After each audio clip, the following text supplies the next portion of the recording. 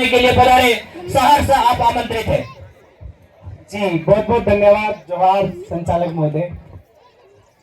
साथियों एक बार मेरे साथ बोलेंगे, जय जोहार का नारा है। मन्नारे जगदीश पांडेर को जोहार नमन। हमारी मूल निवासी आदिवासी समाजों में जन्मे जितने भी महापुरुष है, किसान मजदूरों को, उनको जोहार नमन। और अपनी बात शुरू करने से पहले मैं मन्नारे जगदीश पांडेर भाई को, जिन्होंने भील प्रदेश की इस लड़ाई को उदयपुर से आगे, आप लोग बात करते हैं भीलवाड़ा, कोटा, बूंदी, जालोर, सिरोही और अजमेर की और जयपुर तक के इस लड़ाई को लेके गए, उस मन्नारे जोहार, उनको प्रणाम करते हुए मन्नारे जगदीश पांडेर भाई की एक बात को मैं, हम लोगों की जो शुरुआत हुई, भीलवाड़ा में राणा पूंजा की मूर्ति लगानी थी और सब कुछ तैयारियां हो गई। उद्घाटन का दिन था। उद्घाटन के दिन हमें सुबह 4 बजे वहां के एसडीएम ने आके थाने से गिरफ्तार करवाया और थाने में बिठा के कहा कि आपको हमारे इलाके से दरबदर करते हैं, आप लोग 1 घंटे से इलाका खाली कर दीजिए, नहीं आपको जेल में कर देंगे। मैंने जगदीश भाई को फोन लगाया। साथियों देखिए, वैचारिकता डूंगरपुर बांसवाड़ा से जो शुरू की गई थी, उसको फैलाने में आपके जाडोल के बेटे का कितना हाथ है, उसका कितना सहयोग है, ये लोग समझिए, आप इस बात को समझिए।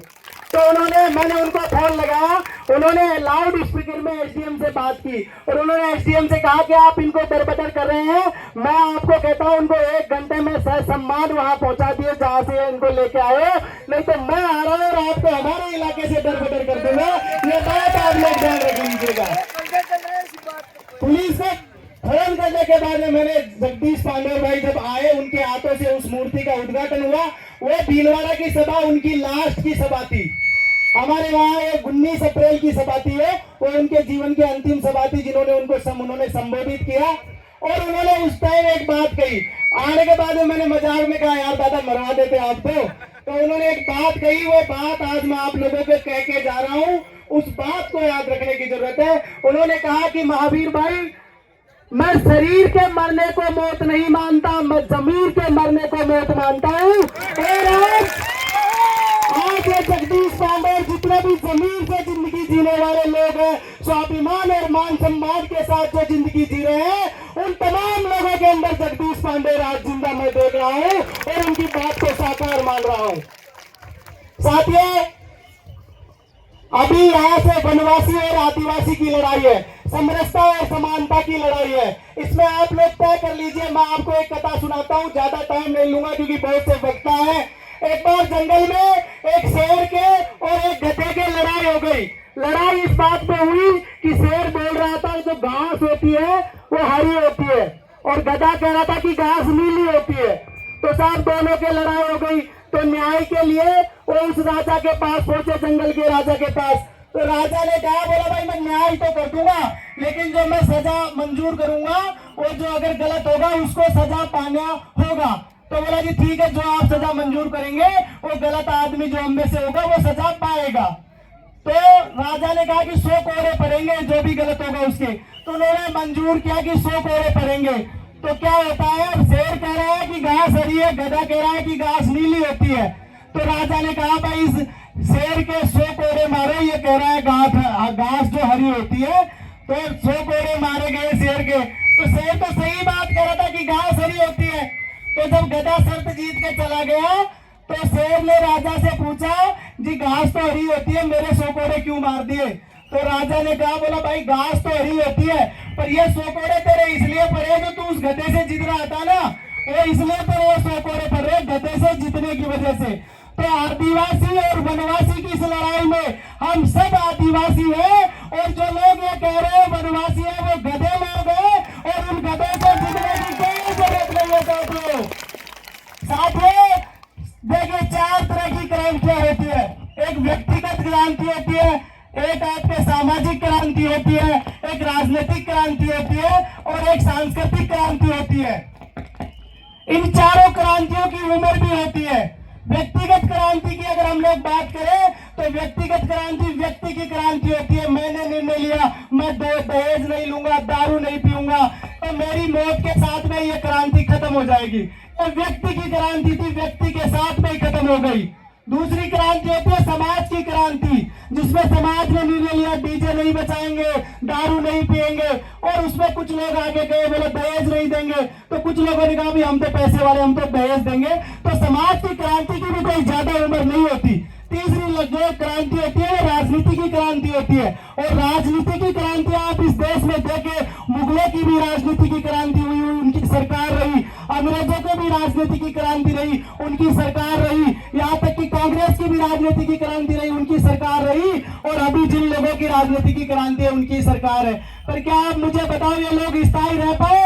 हर बार बदल दिए जा रहे हैं ना, मुगल गए, अंग्रेज गए, कांग्रेस गई, और ये भी जाएंगे, और ये तो ऐसे जाएंगे कि फिर लौट के भी नहीं आएंगे। तो साथियों, इसमें मैं आपको एक बात कहकर जा रहा हूं, जिस चौथी क्रांति की हम लोग बात कर रहे हैं वो सांस्कृतिक क्रांति होती है, और बिल प्रदेश एक सांस्कृतिक क्रांति है जो सदियों तक आबाद रहेगी।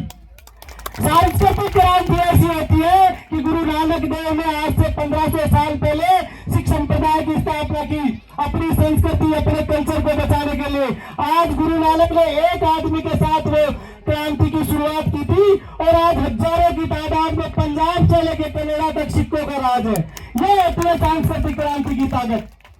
तो भील प्रदेश एक सांस्कृतिक क्रांति है, और इस सांस्कृतिक क्रांति को हम लोग, मैं देखिए गुर्जर ऊपर भील प्रदेश का सबसे बड़ा सपोर्टर हूँ। पिछले 8 सालों से भील प्रदेश के लिए मानगढ़ से लेके, रतलाम से लेके, भीलवाड़ा से लेके, जहाँ पे भी हमारी जिम्मेदारी लगाई जाती है वहां पे हम लोग काम करते हैं।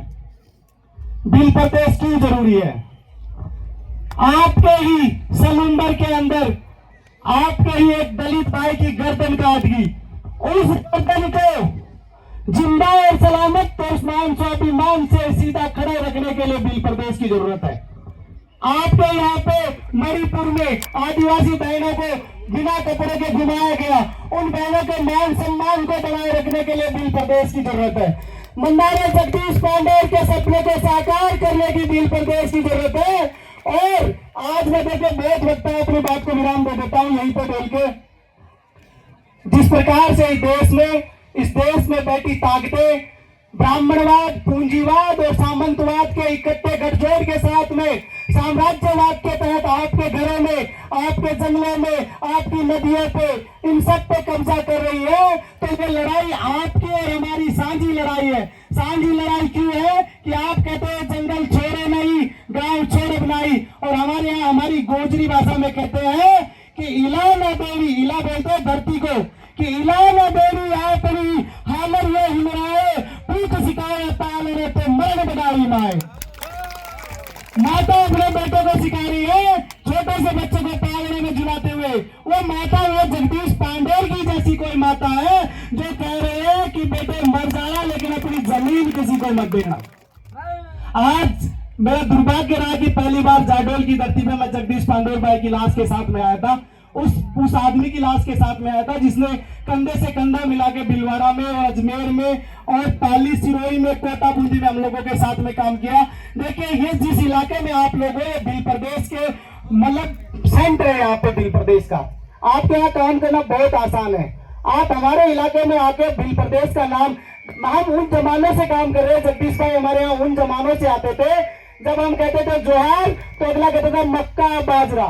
और अभी क्या हुआ 5 अगस्त को भीलवाड़ा में 20,000 लोग एकत्रित करके कांति भाई रोड को बुलाया और ये कहा कि भील प्रदेश के झंडे में संशोधन कीजिए और भीलवाड़ा को जोड़िए। ये ताकत होती है आंदोलनों की साथियों। इस ताकत को बरकरार रखनी है, जिंदा रहेंगे तो फिर मिलेंगे। मैं एक छोटी सी बात, जो इस दौर में मेरे दादाजी गुजर गए, एक बार 1999 की बात है, मेरे दादाजी खत्म हो गए तो मेरी दादी ने मेरे बड़े बड़े ताऊ वाले जो आदिवासी परिवार की विचारधारा टाइप के थे उनको बोला कि इनको गंगा जी में इनके फूल बहा के आने हैं। तो मेरे दादा ने, मेरे ताऊ ने, दादी को विश्वास नहीं था गंगा जी ले जाएगा, वो सोच रही थी कि रास्ते में पटके आए गए। तो गांव से एक और आदमी की जिम्मेदारी लगाई, बोले तू साथ में जा, गंगा जी लेके जाना है। तो गंगा जी चले गए, पंडित कर लिया, नाव के बीच, गंगा के बीच में नाव से जाके पुल प्रभावित कर दिए। पंडित ने हमारे ताऊ से कहा कि लाइए 400 रुपए दीजिए, हमने आपके बाप को स्वर्ग में भेज दिया है। तो मेरा टाइम जोर जोर से रोने लग गया। अरे बोला क्या कर दिया, अन्याय कर दिया, अनर्थ कर दिया। हमारे तो आज तक जो मरते थे नरक में ही जाते थे, तूने उसको स्वर्ग में भेज दिया। मेरा बाप तो अकेला रह जाएगा, मेरा तो दादा भी नरक में था, दादी भी नरक में है, मेरी तो माँ भी मरने के बाद में नरक में जाएगी, हम भी नरक में जाएंगे। तू तो मेरे बाप को नरक में ही डाल कैसे भी करके। मैं मेरे बाप को अकेला स्वर्ग में नहीं पड़े रहने देना चाहता। तो बड़ी मुश्किल से पंडित ने बदले में 200 रुपए दिए। बोले यार तू दूसरे पंडित से नरक में डलवाना है, मैं तो निकल रहा हूँ भाई। तो साथियों, आप लोग कोई एक आध आदमी अगर सरकारी नौकरी लग के ये चाह रहा है कि मैंने 2 करोड़ कमा लिए, 5 करोड़ कमा लिए, मेरा मान सम्मान हो जाएगा। व्यक्ति का कभी भी मान और सम्मान नहीं होता। जो भी मान और सम्मान होता है वो कौम का होता है, समाज का होता है। और जब तक समाज के अंतिम पायदान पे बैठा हुआ हमारा एक एक साथी मजबूत नहीं होएगा, जब तक बिल प्रदेश नहीं बनेगा, तब तक हम सब अधूरे हैं, आधे हैं। जिस दिन बिल प्रदेश बन जाएगा हम सब पूरे होंगे। एक अंतिम गिनती आप लोगों से करके जा रहा हूं। जो गलती आप लोगों ने 2023 के चुनाव में की, जाडल पलेसिया की आवाज जो जयपुर में गूंजनी चाहिए थी, हम लोगों को बड़ी उम्मीद थी, आप लोगों आवाज कहीं ना कहीं यही रोक दी। अगली बार अगर हम लोगों का आंदोलन और मजबूत होगा, ग्राम सभा के चुनाव, ग्राम पंचायतों के चुनाव आ रहे हैं, पंचायती राज में जिला परिषद के और पंचायत समितियों के चुनाव आ रहे हैं, आप लोग यहाँ पे प्रधान और जिला प्रमुख बनाइए। और आने वाले टाइम में आप लोग, मैं आशा और उम्मीद करके जा रहा हूँ आप लोगों से कि आने वाले टाइम में जाडौल की धरती की आवाज जयपुर में हम लोग सुनेंगे। मैं यहाँ पे खड़ा रहूं कि हमारा भाई एमएलए बन के आ रहा है और मेरे घर पे चाय पीने आ रहा है, तब मैं मान के चलूं कि आज आप लोगों का ये जो मीटिंग है ये सफल होगी। आप लोगों ने मुझे टाइम दिया, मान सम्मान दिया, सुना, उसके लिए आप तमाम साथियों का दिल की गहराइयों से बहुत बहुत धन्यवाद, आभार। एक नारा लगाते हैं जाते जाते, जो मेरा और आप लोगों का सपना है। मैं बोलूंगा मान रहे, सम्मान रहे, आप लोग बोलेंगे बिल प्रदेश का नाम रहे। अरे मान रहे, सम्मान रहे, मान रहे, सम्मान रहे। जय, धन्यवाद, आभार। जय बिल प्रदेश।